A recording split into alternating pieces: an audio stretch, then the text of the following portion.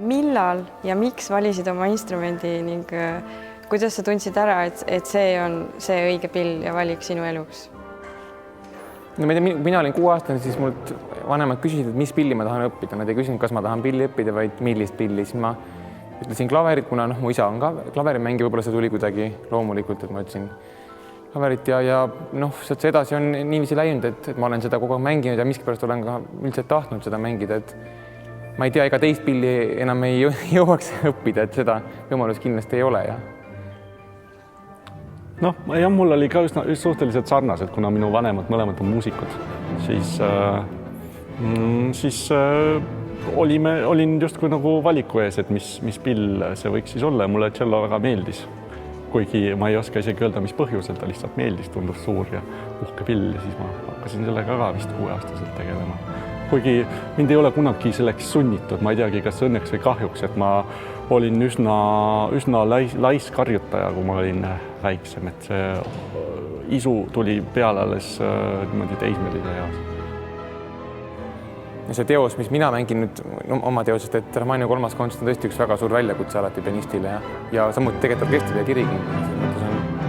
Jällegi rõõm, et saab niisugust teost mängida, et see on kõigile üks suur ettevõtmine.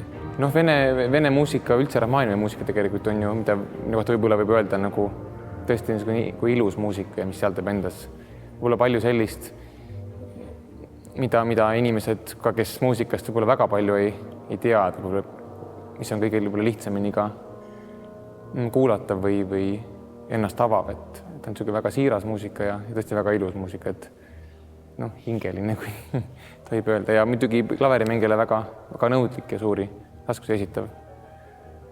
Kuna seda teost mulle tõesti endale meeldib väga mängides, ma pakkusin seda välja, kui tuli juttu sellest kontserdist ja siis nii see läks, et neile tundus see sobivat ja meeldivat see mõte ja siis saigi kokku lepitud niiviisi. Ja Haydni D-dur cello kontsert, see on selline, ütleme, tšellistide jaoks üks väga oluline teos, et see on esiteks korralik selline proovikivi ja ma arvan, et ei ole ühtegi tšellisti, kes on mõne muusikakõrgkooli lõpetanud, kes ei oleks seda lugu mänginud, et ilma selleta vähemalt Saksamaal ei ole ühtegi töökohta ega mitte midagi võimalik saada, et alati peab Haydnit vähemalt mängima. Et tegu on sellise väga, kuidas öelda, väga läbipaistva, väga kristallse faktuuriga muusikaga, mis on mõnes mõttes üsna alastamatu, teisest küljest jällegi imeilus, et kui see hästi õnnestub, siis on teda rõõm mängida, rõõm kuulata. Nõuab väga tšellomänguoskust. Eks ta nõuab, eks me kõik anname endast parima. Aga orkester on väga tubli, teevad innuga ja rõõm näha, et niimoodi noored musitseerivad.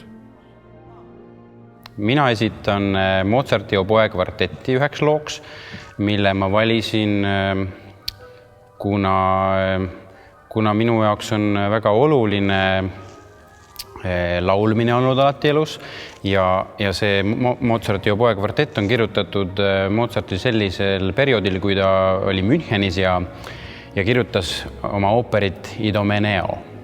Ehk siis seal on hästi palju selliseid ooperlikke, minu jaoks vähemalt, ooperlikke jooni ja minu jaoks on laulmine väga oluline ja sellepärast ma valisin selle teose ja siis samamoodi teine teos Puccini, üks seade 2 ooperiaariast, Puccini Toskast ja Puccini Giannis Kikist on siis kokku põimitud selline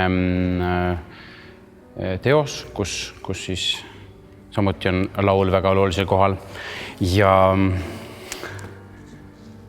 siis üks teos on veel ja see on Ravelli habanera vormis pala, mis on siis selline Hispaania tantsusugemetega väike pala. Mina mängin Eugène Isaïe 3. soolosonati ballad, mis on pühendatud Eneskule. Mulle äärmiselt meeldivad kõik need soolosonadid, kuna nad on virtuoossed, aga see virtuoossus ei ole selle jaoks seal, et näidata tehnilisi oskusi, vaid ta põhiliselt teenib nagu väljenduslikku eesmärki. Teine lugu, mis ma valisin, on Chaussoni poem, mis on pühendatud Isaïle. mõlemad teosed on mõnes mõttes üpriski sarnased, seal on palju sellist prantslaslikku kõla, hästi palju erinevaid karaktereid, värve ja meeleolusid.